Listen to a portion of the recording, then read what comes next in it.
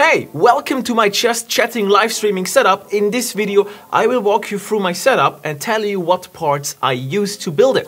But first, a message from our sponsor. This video is brought to you by Restream. Use Restream to maximize your reach when streaming online by live streaming to multiple live streaming services at once.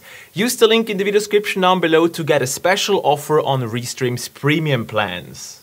You will find all the product links in the video description down below. So let's switch over to my GoPro and let's start with the studio tour. So welcome to my setup. Here is my audio, there is my camera, there's my monitor, here's my notebook, and over there is my streaming system. Something in this Just Chatting setup you might notice, we don't have a podcasting microphone on the table, I don't have a headset, and we also don't have any weird gaming microphones here. Instead, I decided to use this Rode NTG 4 Plus shotgun microphone, which is just outside of the frame.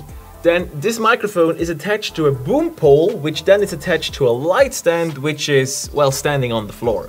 The microphone is connected via XLR to my field recorder, and the only reason why I use this cute little field recorder is because it has 3 inputs and I can combine it with other microphones. If you would want to replicate this, you of course would not go for a field recorder in between, you would directly plug in your XLR microphone into your camera or your live streaming computer using an adapter. Speaking of plugging things into your camera, this field recorder then has a 3.5mm output cable which runs all the way over to the camera, which is the Sony a7S Mark III, which is way too overkill, which then runs an HDMI connection all the way back to my table to the ATEM Mini Pro ISO.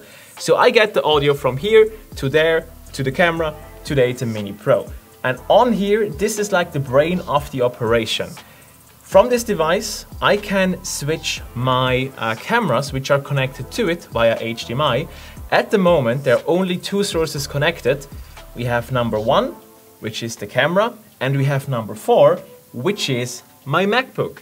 Because even though this is not exactly a gaming live streaming setup with a big computer, we still have a computer on hand, which we can use to do light stuff like doing web searches, looking something up, or doing creative work. Because in my Just Chatting live streams, we often are not just chatting, instead we're doing something creative in Lightroom, Photoshop, or other creative software, and chatting to the chat. So with that hooked up to the ATEM Mini Pro ISO, I then have the output signal running all the way over to my streaming computer, which sits over there, on which I have running OBS.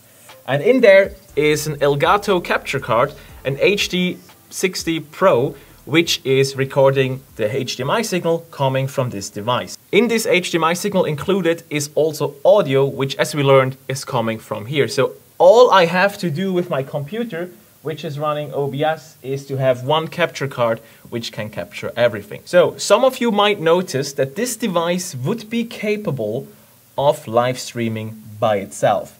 I know that I'm not doing it. The only reason why I have the device which is capable of live streaming by itself is because I'm using the same setup to record videos without having to use my live streaming computer. So the thing I have to do when I want to record a video, I simply plug in an SSD to this device and I record all my sources, which is my computer, my camera, and my other cameras at the same time, which makes my life much easier to then edit in post. If you want to replicate this setup, you of course wouldn't go for an ATEM Mini Pro ISO, that's expensive. You would rather go for an ATEM Mini. It's much more affordable and can do everything we need it to do for the live streaming setup. So let's move on to this monitor. This is the monitor on which my streaming computer is running, and the monitor is mounted directly to the camera's tripod using a VESA mount and the big magic arm. On this computer, I'm running OBS and I'm running Voicemeeter.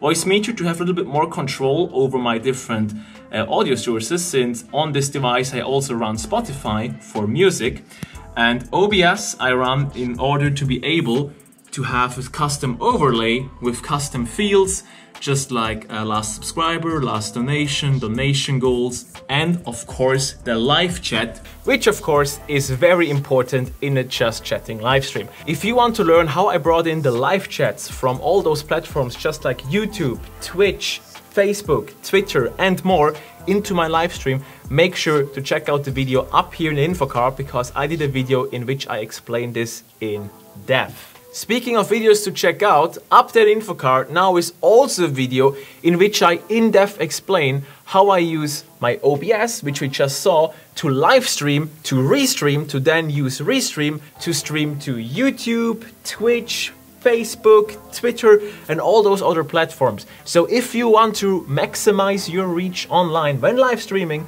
go check out that video up there in the info card as well. Moving on from the live streaming computer to this table. I did a video about this table up here in the info card. This is a rather inexpensive IKEA table which I just use for live streaming, product reviews and my table videos. And mounted to that table is two keylights. Those are the Elgato Keylights which I use to, well, lighten my face up.